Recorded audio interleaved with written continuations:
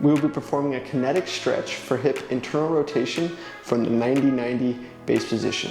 So the kinetic stretching is just another step along the line of complexity, move from the pails and rails, pass range holds, pass range liftoffs, into the hovers, end range rotations, and then we come into the kinetic stretch, which is really gonna combine both sides of the joint, either pulling us deeper into the stretch or driving us out of the stretch. So to set this position up, you're just gonna get into your 90-90 base position. We're gonna be targeting this back leg here, right? So we're targeting the hip that's going into internal rotation. So when you did your pails and rails, your progressive tissue, is the tissue that drives the foot down into the floor. So when we do the pails and rails, you wanna think whole leg crushes down, but a majority of that tension is coming from the foot and the ankle, and then you're just going light in that knee, right? So it's our progressive tissue pressing down. Our rails tissue, our regressive tissue, is crushing the knee to the floor, trying to lift that foot, right? So this is where you feel that kind of backside hip really working here to try to get that foot up in the air to pull us deeper into internal rotation. So it's gonna be the same principles here with the kinetic stretching, except now we're gonna kind of reverse that, where we're gonna use the regressive tissue to pull us into the stretch.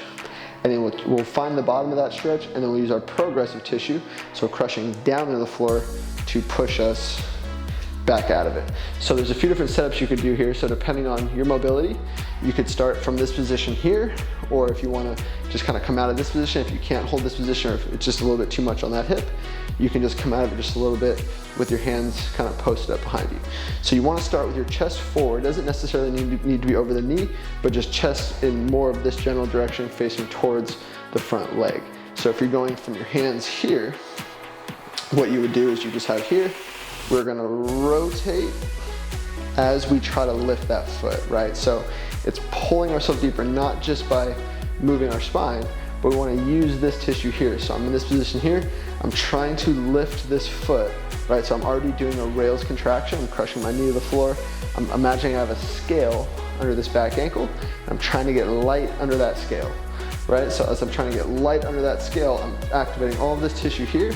I will rotate, and then I will laterally flex towards this heel while I still crush this leg down, try to lift this up. So I find my basement position there, and then I change directions, crush my heel, crush my foot and ankle into the floor.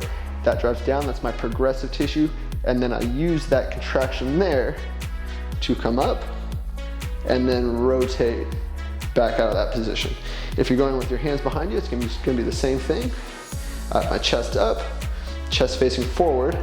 I will do my rails contraction, so I'll drive my knee into the floor, try to lift this foot, use that contraction, then I will rotate, and then I will just lean, so laterally flex my spine, get to the end range position of internal rotation while I try to do the rails.